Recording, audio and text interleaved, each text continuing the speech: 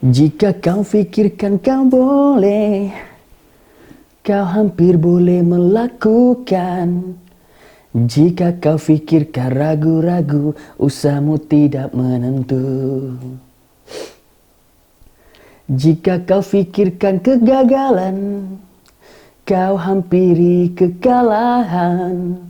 Jika kau fikirkan kemenangan, kau hampiri kejayaan. Assalamualaikum warahmatullahi wabarakatuh dan selamat sejahtera. Saya ucapkan kepada semua yang datang ke channel Cikgu Fitri. Dan sekiranya anda rasa bermanfaat video-video saya, bolehlah kiranya anda semua share lah. Saya suka saya ingatkan kepada anda semua. Boleh share, boleh subscribe, boleh like channel ataupun video-video saya. Dan juga jangan lupa tekan butang notifikasi, butang loceng kat tepi subscribe tu. Dan untuk dapatkan notifikasi berkaitan dengan video-video saya. Kalau anda rasa nak komen kat ruangan komen kat bawah, boleh teruskan komen, tinggalkan soalan-soalan di situ. InsyaAllah kalau saya sempat baca, saya akan jawab. Dan saya akan masukkan ke dalam konten channel saya yang seterusnya lah. Maknanya daripada apa yang anda tanya tu, saya akan gunakan sebagai konten untuk saya hasilkan video yang seterusnya. So jangan malu, jangan segan, tulislah komen kat bawah. Okay? Kenapa mula-mula start tadi saya menyanyi? Kenapa? Sebabnya saya hari ni saya nak menyampaikan sedikit orang kata konten ceramah berkaitan dengan kerjaya. Okay? Dalam dunia kita ni, kerjaya, kita dah melalui banyak fasa dalam kerjaya lah di dalam dunia, bukan Malaysia saja, di dalam dunia, yang memberi kesan kepada semua pelajar dan juga kepada semua individu yang dalam dunia ni yang nak bekerja. So apakah fasa itu? Saya akan terangkan satu persatu fasanya. Dan saya akan lebih berfokus kepada fasa yang sedang kita alami sekarang lah. Yang sedang kita lalui sekarang adalah fasa yang paling latest. Dan kebanyakan industri di Malaysia, bukan di Malaysia, di dunia. Okay? Dan saya khususkan di Malaysia. Okay, industri di Malaysia kebanyakannya dah bermula menghasilkan produk mereka berdasarkan revolusi kerjaya yang kita sedang alami sekarang lah. Okey, dan revolusi kerjaya ni dia ada banyak. Kita sekarang dah mengalami sebanyak 4 revolusi. Okey, kita ada revolusi industri pertama, revolusi industri kedua, ketiga, dan sekarang ni kita berada di revolusi industri yang 4.0. Dan ini yang ditekankan oleh Jabatan Sumber Manusia untuk kita mengoptimalkan revolusi industri 4.0 ni. Revolusi industri 4.0 ni dia sebenarnya lebih advance berbanding daripada revolusi 1.0 sehinggalah revolusi 3.0. Dia antara yang paling advance seiring dengan perkembangan teknologi sekarang lah. Okay, kalau kita tengok secara basicnya, secara asasnya, teknologi sekarang ni kita adalah teknologi banyak berdasarkan kepada jaringan internet dan data, big data.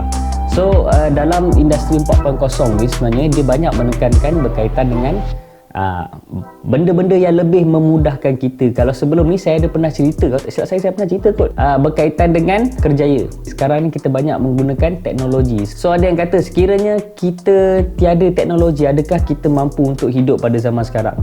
Okay, jawapannya agak sukar. Kalau dulu mungkin ya, zaman saya zaman saya perbezaan, saya tunjukkan perbezaan zaman saya lalui waktu saya kecil dengan zaman yang kamu lalui waktu kamu kecil sekarang. Zaman saya dulu, zaman saya dari segi permainan lah, konsep permainan game, zaman saya. Ini pengalaman waktu saya kecil, saya balik keluar rumah. Saya antara permainan yang saya main, saya jarang waktu zaman saya, kita orang jarang duduk di rumah main game, tak ada. Sebabnya benda tu memang tak ada, memang tak wujud di zaman saya. Game tu memang tidak wujud di zaman saya. So waktu itu saya, orang kata, lebih berfokus kepada saya keluar rumah main permainan, contoh bola sepak. Dia lebih fizikal, bola sepak, gala panjang, itulah permainan sepak takraw, permainan-permainan yang fizikal. Kalau korang pernah dengar permainan baling selipar, pernah dengar permainan baling selipar? Tak pernah dengar. Oh, memang tak pernah dengar lah, sebab sekarang mungkin budak tak main kot. Okay, antara permainannya lah balon selipar. Okay, bandingkan dengan zaman sekarang, ada satu permainan game dia panggil menggunakan smartphone. Zaman saya smartphone tiada smartphone. Zaman saya adalah phone Nokia tu. Kalau awak pernah tengok Nokia, orang kata balik anjing, tercekik anjing tu kan. Phone Nokia tu, dalam phone Nokia tu ada game ular kan. Itulah antara game-game terawal yang kami main lah zaman saya. Game-game handphone yang terawal kita main. Kalau siapa dapat habiskan game ular tu sampai ular tu dah tak boleh pusing, ketera lah tu. Zaman tu ketera lah. Betul. So sekarang ni dari segi kita tengok jauh, dari segi permainan sahaja pun dah banyak perubahan daripada zaman saya. Zaman saya tu waktu tu saya dah zaman industri revolusi yang kedua nak masuk yang ketiga. Okay, sekarang ni dah masuk revolusi yang keempat. Kita dalam revolusi yang ketiga nak masuk yang keempat dah. Waktu itu pun dah terlalu banyak perubahan daripada zaman sekarang. Okey, zaman sekarang permainan ada Mobile Legend, ada PUBG, ada apa lagi, Genshin Impact, apa lagi, macam-macam Need for Speed lah, apalah kan, semua ada. Zaman waktu sekarang itulah permainan yang paling legend, paling terkini zaman sekarang. Waktu saya dulu permainannya, waktu saya permainannya sangat berbeza lah. Macam saya cakap tadi, sangat berbeza. Itu dari segi permainan. Kalau kita tengok dari segi jaringan sosial, perhubungan sosial, jaringan sosial antara manusia. Waktu saya, jaringan sosial antara manusia adalah melalui majalah. Kalau bagi satu majalah, dia akan ada satu ruangan dipanggil sahabat pena. Waktu tu ruangan tu adalah kita akan hantar gambar dan juga details diri kita. Pada belakang gambar tu tulis saya berasal pada mana, biodata lah, saya suka makan apa, bekerja sebagai apa, alamat, nombor telefon, kata-kata perangsang, apa semua macam tu lah. Tu contohnya lah. Bagi dekat hantar alamat dekat tu, dekat penyedia majalah tu, editor. Nanti editor akan keluarkan lah dekat majalah. Nanti lagi 2-3 bulan datanglah surat. Surat datang kat rumah, hai boleh berkenalan. Tapi setakat ni saya tak pernah lah. Bukan tak pernah hantar, tak pernah dapat surat. Mungkin muka waktu tu tak kacak lagi kan. So itu adalah jaringan sosial waktu tu. Itu dipanggil media sosial waktu zaman saya. Media sosial zaman saya. Berbanding sekarang media sosial dah terlalu banyak. Contohnya apa? Contohnya Instagram. Contohnya apa lagi? Twitter, Facebook. Facebook pun sekarang orang tak main kan. Kalau zaman awak rasanya dah tak ramai dah yang main. Zaman-zaman pelajar sekarang. Zaman sekarang banyak yang main Instagram, Twitter kan, TikTok. Alright. So saya terangkan sedikit berkaitan dengan kejaya industri revolusi 4.0. Apa benda revolusi industri 1.0 dan revolusi sehingga revolusi 4.0. Untuk pengetahuan anak-anak pelajar sekalian, revolusi industri 1.0 sebenarnya dia bermula pada zaman kurun ke-18 sebelum Perang Dunia Kedua. So itu antara bahan atau antara jentera yang sangat memberi impak yang besar kepada perkembangan industri waktu tu adalah penemuan enjin steam. Dulu kita tak ada enjin kereta macam sekarang, tak ada. Enjin dulu menggunakan enjin steam. Dia itu adalah antara yang paling teknologi yang termaju waktu tu. Enjin steam tu dia yang menggerakkan pelbagai industri. Antara yang menggunakan enjin steam antaranya adalah kereta api lah waktu tu.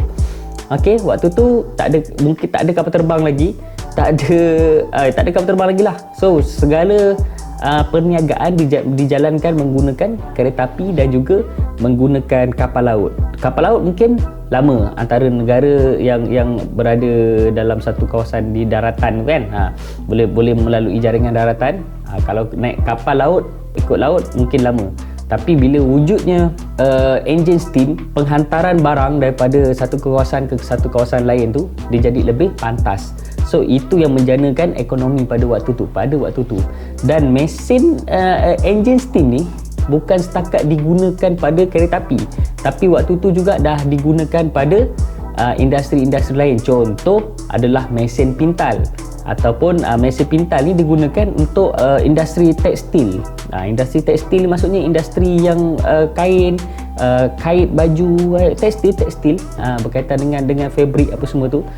So menggunakan enjin steam untuk menggerakkan mesin memintal kain-kain itulah untuk dipasarkan. Itu revolusi industri 1.0.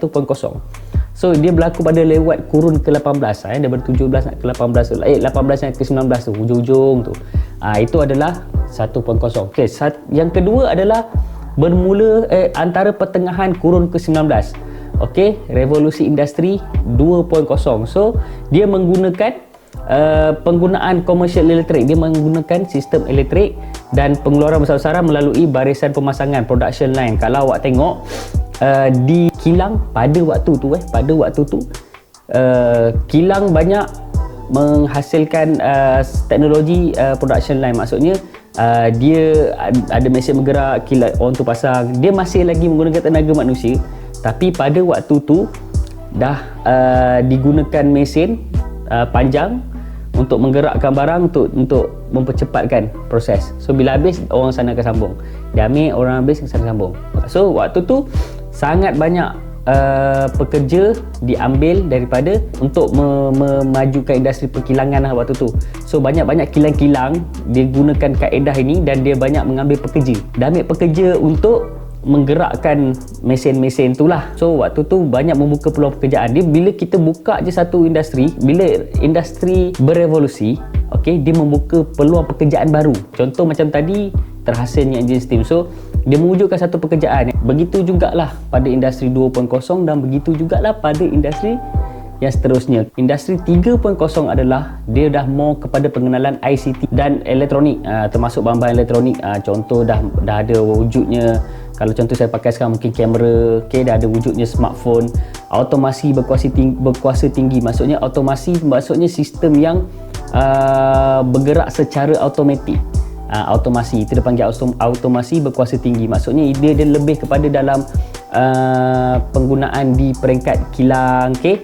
Dia menghasilkan kenderaan, menghasilkan produk-produk lah, apa-apa produk menggunakan sistem automasi. Dan itu pun membuka kepada peluang pekerjaan, iaitu sains komputer. Pada waktu tu sains komputer adalah sangat popular. Orang semua nak belajar pasal komputer, orang semua nak belajar berkenaan dengan ICT, dengan smartphone. Semua industri semua berlumba-lumba menghasilkan alat-alat ICT berkaitan dengan ICT lah, smartphone dan sebagainya lah. Okay? Melalui sistem revolusi industri 3.0 ni, kalau saya tak silap, dia bermula pada pertengahan kurun ke-20. Kurun ke-20 bermulanya industri 3.0. Itu yang menjadikan revolusi industri pada waktu tu, menjadikan sistem automasi ini, sistem ICT ini adalah sebagai nadi kepada penghasilan produk pada waktu tu. So ini akan perlu menjadi panduan kepada pelajar semua untuk bagaimana anda menentukan kejayaan masa depan anda. Anda dah tak boleh pandang dah kejayaan yang pada IR, saya panggil IR Industrial Revolution. Okey, anda dah tak boleh pandang dah IR 1.0, IR 1.2.0, IR 3.0. Sebab di masa anda sekarang ni sedang bermula IR 4.0. Okay, pada zaman saya mungkin saya boleh fikir, okay, aku nak jadi cita-cita aku, nak tetapkan cita aku pada nak jadi cikgu lah apa semua. Sekarang ni dah tak ada, bukan masa cita saya nak jadi cikgu, cita-cita saya nak jadi seorang doktor, cita-cita saya nak menjadi seorang engineer. Dah bukan pada masa sekarang dah tak relevan. Okay, sekarang ni kebanyakan orang akan berfikir, okay, contoh saya ambil contoh senang je yang saya sedang buat sekarang ni adalah influencer dan YouTuber. Okay, ini adalah hasil daripada pengenalan industri 3.0. Ini adalah hasil, sebab sekarang ni kita dari 3.0 nak ke 4.0. So sekarang ini adalah hasil daripada pengenalan industri 3.0. So terhasillah kamera, terhasillah sistem jaringan internet pada waktu sekarang ni, terhasillah juga automasi berkuasa tinggi. So dia menjadikan kerjaya pada masa kini berbeza dengan kejayaan pada masa saya sekarang. Sekarang pun YouTuber, awak dah jadi streamer, gamers, itu semua adalah hasil daripada industri revolusi 3.0. Revolusi industri 3.0. So maknanya kalau awak dah nampak, untuk 4.0 dia lebih ke depan. Okay, saya ceritakan apa itu 4.0, industri revolusi 4.0. Dia adalah gabungan sistem teknologi digital sekarang ni, cyber physical dan biologi. Bermaksud sistem teknologi sekarang ni dia menggunakan sesuatu pekerjaan, dia menjadikan satu pekerjaan itu boleh dikawal dan boleh digunakan tanpa menggunakan tenaga manusia. dan hasilnya adalah menyamai apa yang dilakukan oleh manusia. Maksudnya apa? Maksudnya dah mula ke arah sistem robotik. Saya nak ulas panjang pun tak nampak. Okay, contoh kalau sekarang kita pergi ke IKEA contohlah anda pergi dekat kaunter pembayaran. Dekat kaunter, kalau dulu di Giant, kalau di Tesco, di mana-mana lah, Maidin ke apa, kaunter pembayaran pada waktu dulu menggunakan tenaga manusia dan juga mesin. Okay, mesin itu adalah daripada penggunaan industri revolusi 3.0, mesin kira tu. Dan itu adalah hasil daripada industri 3.0. Tapi sekarang bila berlakunya industri 4.0, awak boleh tengok tempat pembayaran, mesinnya berupaya untuk kirakan duit kita sekali. Okay, maksudnya macam mana? Kalau dulu kita meletak duit, kita type berapa, contoh mesin cashier dulu kita tekan duit, okay, 30 sen, RM50 30 sen. Okay, dia bagi duit 100. Okay, balance kita tekan balance berapa, kita akan ambil duit, kita akan kira. Okay, cukup, kita akan bagi. Alright, tapi bila industri 4.0, kita dah tak wujud dah manusia mengira duit, tak wujud. Manusia yang ada tunggu di mesin, dia ambil duit kita, dia masuk dalam mesin, dia tunggu kejap, mesin tu keluarkan duit baki. So mesin tu lah yang kira, mesin tu lah yang scan berapa kita punya jumlah barangan. Yang tenaga manusia ini hanya digunakan untuk dia ambil duit, dia letak dalam mesin, habis dia keluar mesin, dia bagi keluar duit, dia ambil resit bagi kita, tu je. Pekerjaan itu dikecilkan, akan datang dah tak wujud dah cashier, semuanya menggunakan mesin yang uruskan. So apa kelebihan dia 4.0 tu? Kelebihannya dia boleh mengurangkan kesilapan manusia. Okay, dan kita manusia ni kita ada buat kesilapan, betul. Dari segi kira duit pun kemungkinan akan berlaku banyak kesilapan, dan kesilapan itu kalau kita tengok dari segi bilangan kecil mungkin kita macam tak perasan, alah sikit je short kan. Tapi bila berada pada skala yang besar, so dia adalah sangat merugikan kepada industri. Setiap apa yang kita wujudkan, kita perlu minimizekan ataupun perlu kurangkan kesilapan manusia. Kesilapan kita perlu kurangkan setiap apa yang kita lakukan. Okey, kita tengok pada industri 4.0, apa yang ada pada industri 4.0. Okey, antaranya dalam industri 4.0, dia lebih berfokus kepada macam saya cakap tadi, sistem automasi dan robotik. Okey, meningkatkan sistem automasi dalam semua sektor. Okey, sistem automasi dan robotik dia menggunakan secara meluas sistem robotik ni. Mungkin akan datang pembantu rumah, mungkin dah tak ada dah. Mungkin akan datang pembantu rumah dah tak ada. Mungkin pembantu rumah kita adalah robot. Kalau sekarang pun kita tengok secara perkembangan, saya bagi benda simple yang dekat rumah je, perkembangan penyedut hampa gas ataupun orang panggil vacuum. Vacuum dulu dengan vacuum sekarang sangat berubah daripada segi penggunaan dan dari segi fungsi dia.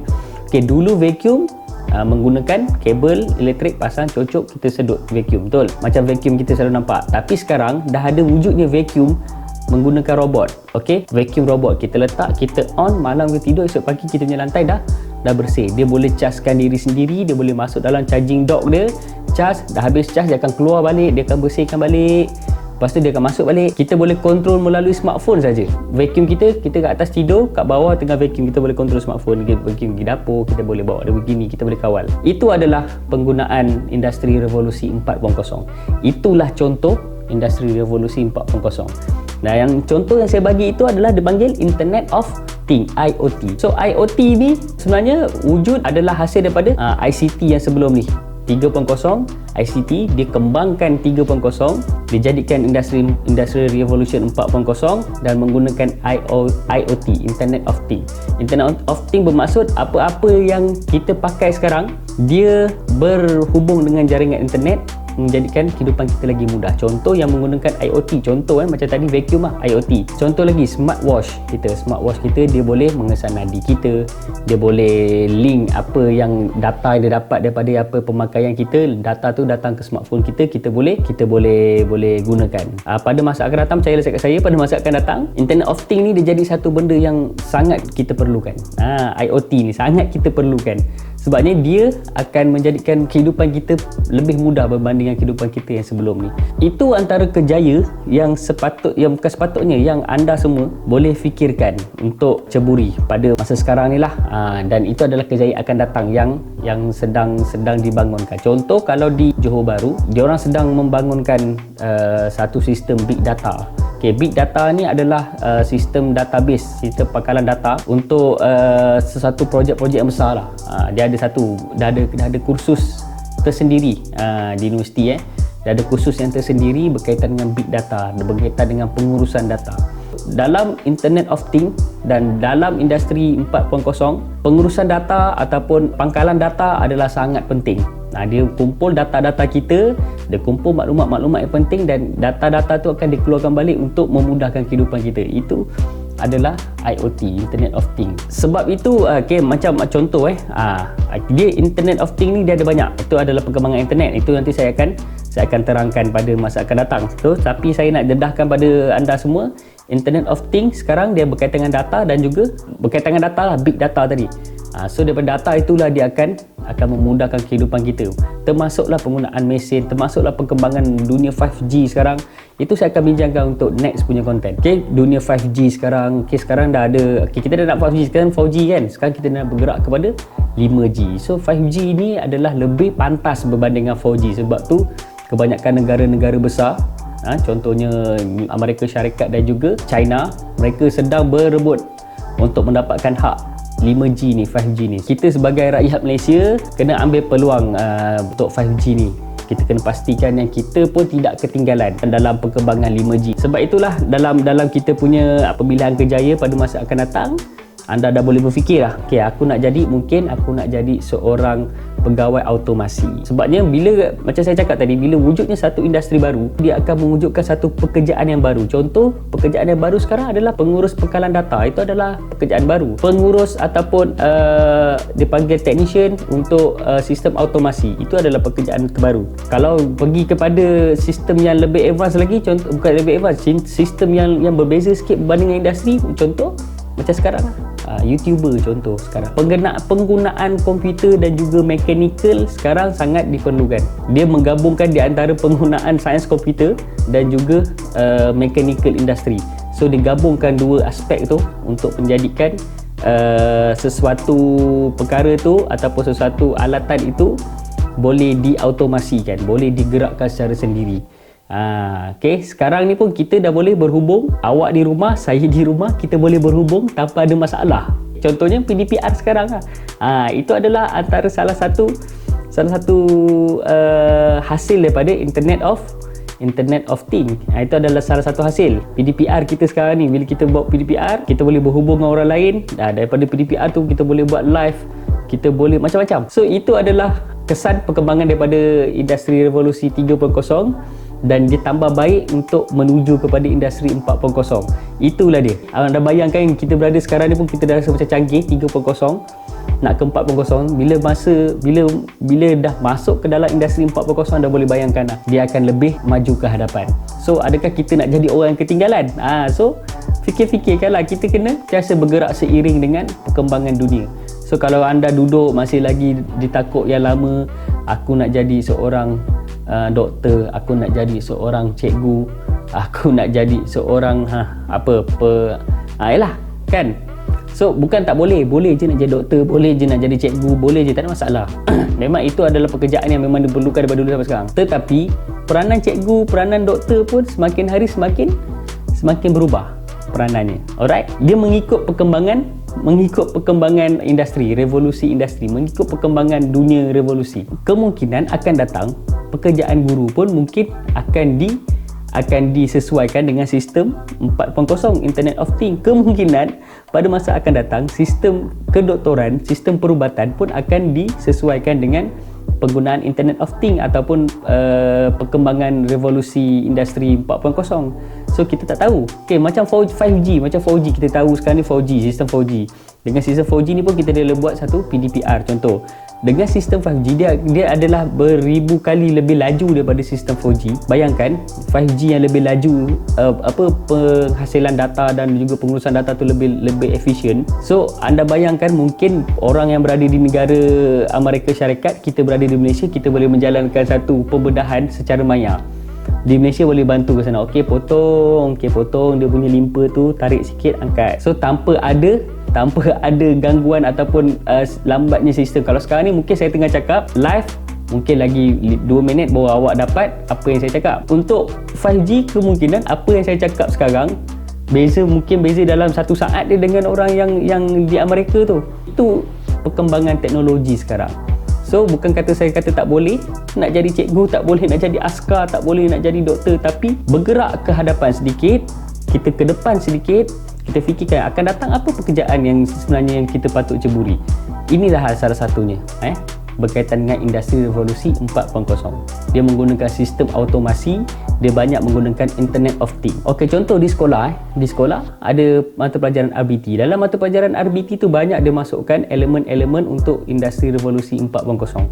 Sebab itulah wujudnya mata pelajaran RBT tu, untuk sesuaikan anda dengan sistem ataupun perkembangan revolusi sekarang. So dulu mungkin orang-orang yang berasal daripada revolusi industri yang dulu mungkin akan kata wah ini macam dah tak sesuai ni kan, budak-budak dah tak gerti pegang tukul. Tapi pada masa sekarang kemungkinan tukul tu tak digunakan. Mungkin kerja-kerja menukul, kerja-kerja memaku akan dijalankan oleh robot. Manusia dia akan lebih kepada yang lebih penting daripada tu. Sebab itu adalah kerja remeh, mungkin robot pun boleh buat. Robot je lah buat, kenapa kita nak kena buat? So kita akan ada satu lagi pekerjaan yang lebih penting daripada kita memaku.